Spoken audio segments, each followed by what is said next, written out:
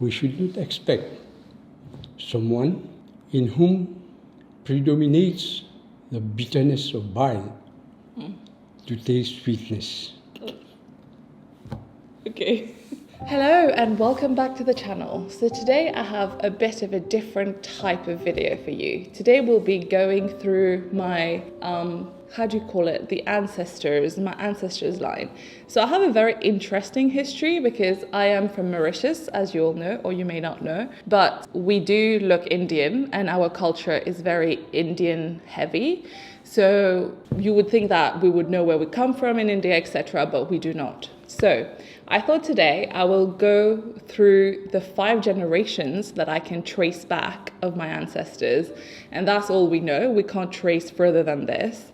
And the reason I thought this would be interesting to talk about is that, we can learn from where we come from, our roots, how has it shaped where we are today, and how has it shaped who I am as a person. And also it's to give you a little taste of how your background doesn't necessarily restrict you in terms of what you can achieve. Because especially once I explain where I come from, who are my ancestors, you will understand the big jump that I had in order to become who I am today is not because I come from a place of privilege at all, but I come from a very, very difficult background. And also, it's just that we need to appreciate that who we are today is the result and the accumulation of everything that everyone in the past has done. And they have laid down the blocks in order for us to be who we are today and where we are. So we need to appreciate that, and we need to celebrate our roots, our ancestors, our culture.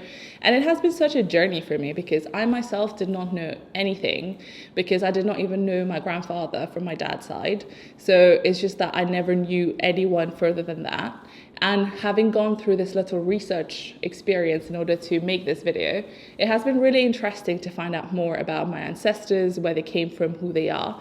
And every time I mention this to people that, I don't know where I come from, that my ancestors' history is a bit confusing and also a little bit unique in the sense that you'll figure out in a bit. But then everyone says that it's interesting to learn about this. So let's give this a go. I will go through each ancestor starting from the first one until me, and there might be a special appearance at some point today. So let's go. So let's go back to our first ancestor who came all the way from India to Mauritius. He arrived in 1856 and he landed in Mauritius from a ship. And he was only 7 years old. So he was the first Gurrib, but he did not have a first name, which is so surprising. He had a number, which was an immigrant number, and he was 170591. And that just tells you that what kind of time this was. But anyway, what is an indentured laborer? So back in the days, Mauritius used to be a French colony, English colony, French colony, English colony again. And during that time, they used to bring slaves from Africa to work the land and do any kind of manual labor. But then the abolition of slavery happened, and they still needed laborers, they needed people to work the land. So then came about the whole new indentured laborers theme, where most of them came from India, China, and some of them also, I think, from Asia Pacific, somewhere like that. And what is an indentured laborer is that you are contracted for work, and I think it was about 5 years or something, but you're not paid. So it was a modern form of slavery. So you're just given food and lodging, I suppose, but you're not paid, and you still need to do the work, and the quality of life was absolutely horrendous. So my ancestors was brought from India as one of those indentured laborer at 7 years old. So he came, his port of origin was Calcutta. So we don't know how far away he lived from Calcutta, but that's where he got on a boat from India and then came to Mauritius. And then when he came, he was working as a laborer somewhere in a sugarcane field or something. We can't find a lot of information about him, even though they say that they have now, documented everything. Can't really find much, but we do have a photo of him, which I will put here somewhere. And that was him, I think, in adult age a bit later on in life, where he probably had an ID done. So that was 5 generations ago. So from him to me, there's only 5 generations, which is madness. So then let's move on to the next one. So the next one is my great-grandfather. So he was called Ali Akbar, and he was born in 1883 in Mauritius, and he was also a laborer as an adult, and then he got married and he had loads of children. Again, we don't know much about him, but what we can tell is that he was not educated.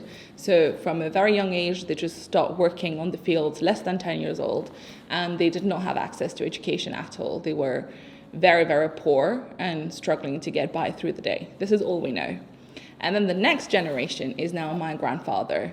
So my grandfather was called Mahmoud, and he was born in 1912. And he was born in a place called Beauchamp Estate, which was a sugarcane estate. So he actually made it to school. My grandfather went to school until the age of about 8 or 9. And we've actually managed to find some of his certificates of passing some of the classes, which you will see here. And but even him, he had to drop out of school around 8 or 9 because they couldn't afford it anymore. And then he went to a sugar estate and got a job. So he started working on a sugar estate as a plate layer, where he would lay down the rails and, the little pieces of woods in order for this mini train to go past. And that train would take freshly cut sugarcane to the factory, and his job was just laying down these plates and rails. And then eventually he moved up the job ladder and he became a supervisor of like 12 men, but that was his job. And he got married to my grandmother, who is called Sarah, just like my sister, and they had 8 children. So they had 4 girls and 4 boys, and my dad is the youngest in that, and I am the youngest kid, so I am the youngest grandchildren from that tree. But even him, so he was not that educated, same thing with my grandmother. But then it comes to now to the next generation, which is my dad. So here he is, my dad. Welcome to the channel for the first time. Hello. So, why don't you tell us a little bit about your experience of schooling? I mean, I obviously know your history when it comes to school, but what was your experience? Okay, fine. It was a pre-independence period, and it was a difficult period. Why difficult? Because life was difficult, and your grandpa was working in the fields. At home, we were 7 persons. 7? Mom, dad, 1 sister, and 4 of us. Oh yeah, the others got married. Yeah. Okay. 3 sisters were already married. And your grandpa was the only breadwinner. And you can imagine, he had to feed all these people. Yeah. The salary was not so high. We had to get clothing. He had to give us education. Even my sister had to stay at home due to financial constraints. So she didn't go to school? And the school was 1.5 kilometers away. Oh God. And we had to go on foot, barefooted. You did not have shoes? No. Oh wow. How long was that walk? 1.5. How long does it take? Minutes? About 30 minutes. Oh God. Therefore, we had to leave home early, and we came back home late. Fortunately, at the end of the primary school level, I obtained a junior scholarship, Okay. which enabled me to go to the best college in the island, Yeah, the Royal College. the Royal College situated in Port Louis. Yeah. Which was far from the village where you were from. Yeah, we had to travel. Then we had to travel by bus. But with this scholarship, we were not paying the bus fare. Ah, so you travel for free? Yeah. Okay. And after the secondary level studies, I couldn't go to university abroad. Yeah. And It wasn't that common though, right? no. Yeah. I went to the University of Mauritius.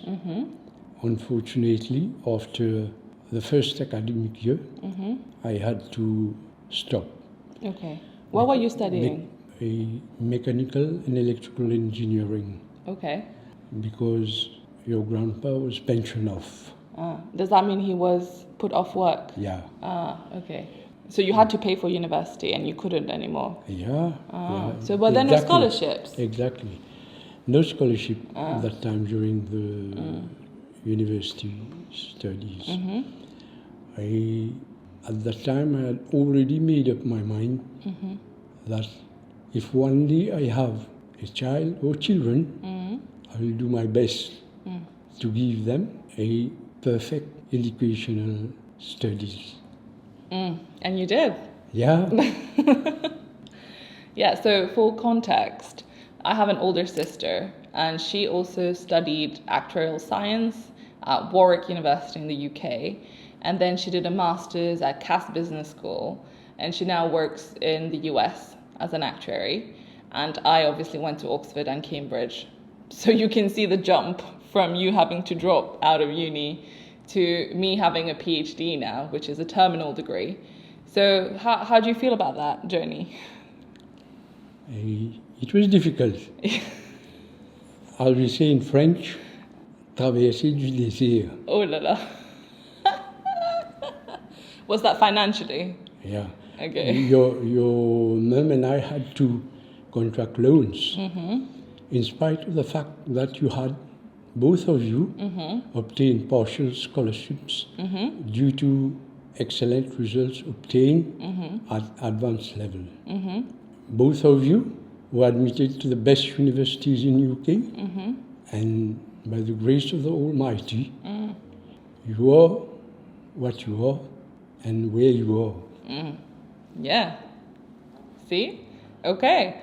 So do you have any regrets about not being able to finish university? No regrets at all. No regrets? No regrets. Okay. Oh, tell them, what do you do as a job?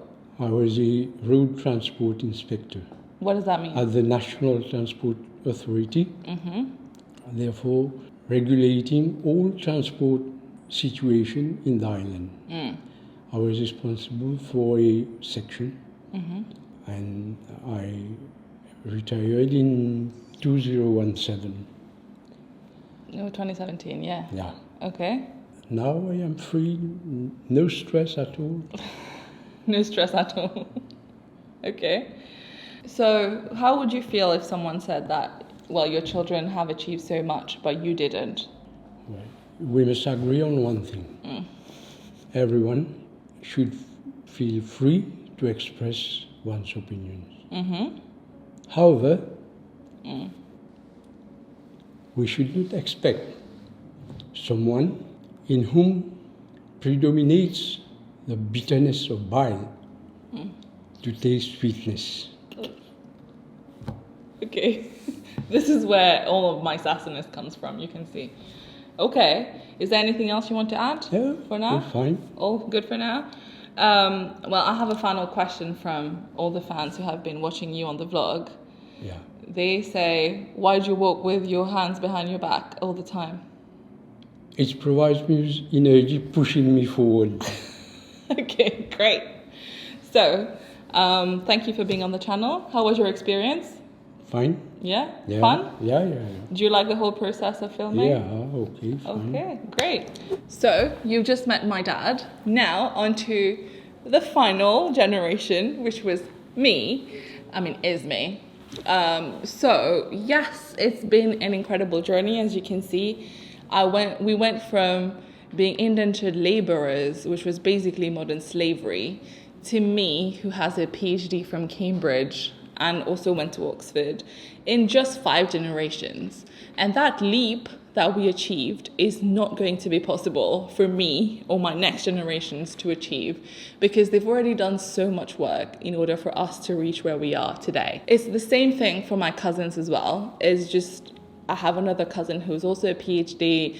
We have doctors and all types of jobs, and all of us are educated above a uni degree. So that's just incredible, right? To think about this, that my dad went to school without shoes on, and before him, no one went to school. And it's just, I am so proud thinking of this. And this is just, again, to show you that your background does not limit you. if anything, education is just this portal that opens up the world and all possibilities for you, and which is exactly what happened for us. Although my grandpa was not educated, he knew the importance of education and really pushed for his kids to be educated as much as he could afford for it. And then the same thing happened with my dad, and that's how I am where I am today. And just recognizing that, through education, and we are lucky now that in today's world, there are many ways of getting educated. Education is free in many countries. So we do have this possibility of changing our lives and changing the lives of our future generations. And this is basically what I wanted to share with you, that all these men who I don't know, who basically laid the foundation for me to be sitting here right now in front of you telling you that, oh yeah, I went to Oxford and Cambridge. So this is pretty cool. And also, we need to recognize that we are what these people were. So I am very proud of my ancestors. I really want to keep doing this, dig a bit further into where they came from in India, because I've never been to India and I want to go visit and maybe find out where the original village was and try and see what the people are like, because we must have relatives who are still there, but we just don't know. So this is interesting, and we need to keep, accepting everything that is part of our history, because it makes us so unique. Even me, some people say that I look very Mauritian, but that is not true because I am technically Indian. But then when people say, are you from India? I say no, because I do not relate to being from India. So I have this very unique kind of personality and individuality that I think has been an accumulation of everyone who has been, part of my history. So yeah, this was a bit of a different video. I hope you enjoyed it, and I hope you learned something. I would definitely recommend trying to trace back your ancestors. I know there's the 23andMe, but that just tells you kind of like a mix of the genetics that you have. But I want to actually see my family tree going back further generations. So I might look into this. If you have any advice, do let me know. But until next time, thank you for being here once again, and have a great day. Bye.